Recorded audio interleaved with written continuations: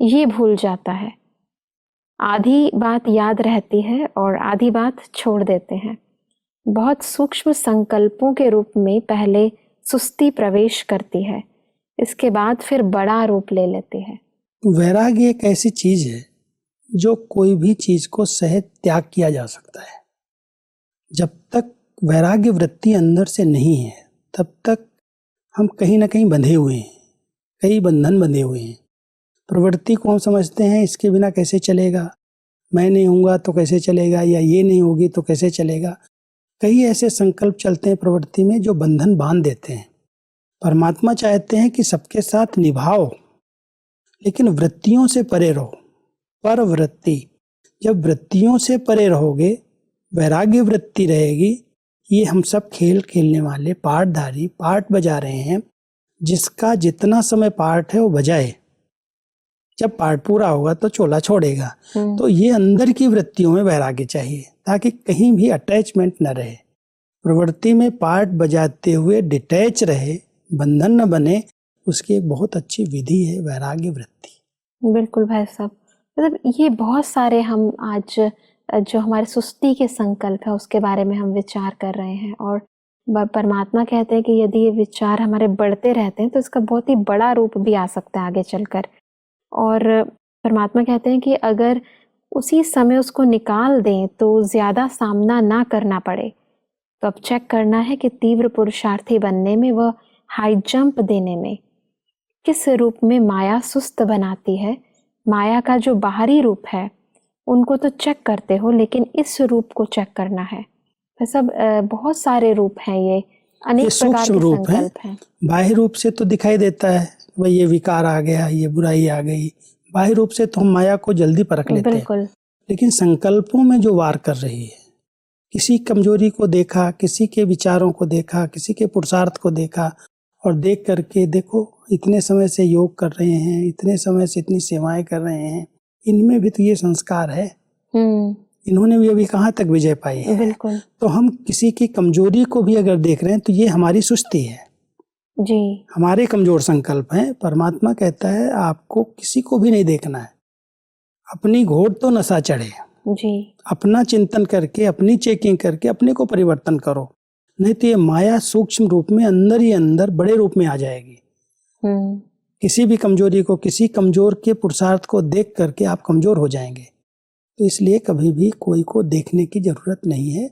माया के सूक्ष्म रूप को पहचानो और स्वयं को चेक करके परिवर्तन कर लो। एक बहुत बड़ा अटेंशन आज हम इन अव्यक्त मुरली के थ्रू हम अपने ऊपर खींच रहे हैं कि क्या क्या और कहाँ कहाँ हमारे अंदर कमजोरी आ रही है। तो सब परमात्मा कहते हैं कि कहीं ये भी सोचते हैं कि फिक्स सीट्स ही कम है, तो औरों के आगे पुरुषार्थ देख अपनी बुद्धि में सोच लेते हैं कि इतना आगे हम जा नहीं सकते हैं, इतना ही ठीक है। ये भी सुस्ती का रूप है। तो इन सब बातों में अपने को चेंज करना है, तभी लॉ मेकर्स व पीस मेकर्स बन सकेंगे, व न्यू वर्ल्ड मेकर्स बन सकेंगे। पहले स्वयं को ही न्यू नहीं बनाएंगे तो फिर न्यू वर्ल्ड के मेकर्स कैसे बनेंगे। क्योंकि कई बार पुरुषार्थ के अंदर जो परमात्मा ने ड्रामा के गहरे राज सुनाए हैं जी, उन राजों को यथार्थ रीति से न समझने के कारण कई समझ लेते हैं कि ऐसा ही होगा, तो फिर हम कहाँ हैं। मान लो परमात्मा ने कहा कि 8 ही फुल पास होते हैं। हाँ जी, विजय माला 8 और 108 की गाई हुई है। हाँ जी, बाकी तो सबको नंबर वार सजा भी खानी पड़ेगी।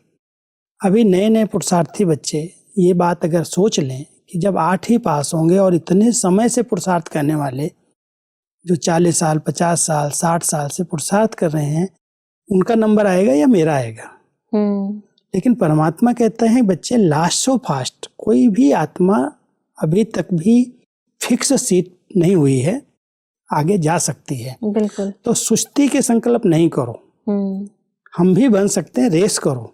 अभी रेस चल रही है, फिक्स सीट नहीं है, कोई को बिठाया नहीं गया है, इसलिए परमात्मा कहता है चेयर रेस चल रही है, आप दौड़ लगाओ, कोई का भी नंबर आ सकता है। तो सुस्ती के संकल्प, ये संकल्प करके कि हम तो पास कहाँ होंगे, हमने कहाँ इतनी सेवा की है, हम तो बाद में आए हैं, तो ऐसे ऐसे कई नए पुरुषार्थी अपने आप को ढीला कर लेते हैं। वो ढीलापन ही सुस्ती है। बिल्कुल, और इसका सॉल्यूशन परमात्मा कहते हैं कि पुरुषार्थ में तीव्रता लाने का तरीका, उसका तरीका है कि जब तक अपने आप से कोई प्रतिज्ञा नहीं की है, तब तक परिपक्वता आ नहीं सकती। जब तक यहाँ फिक्स नहीं करेंगे, तब तक वहाँ सीट फिक्स नहीं होगी। तो परमात्मा हमें स्लोगन याद दिलाते हैं कि अब नहीं तो कब नहीं, ये अपने लिए याद रखो। कब कर लेंगे ऐसा नहीं सोचो, अभी बनकर दिखाएंगे, और जितनी प्रतिज्ञा करेंगे उतनी परिपक्वता व हिम्मत आएगी और फिर सहयोग मिलेगा। क्योंकि बिना प्रतिज्ञा के जी परिवर्तन नहीं आता। कोई भी संकल्प प्रतिज्ञा के रूप में, जी दृढ़ता ही प्रतिज्ञा है।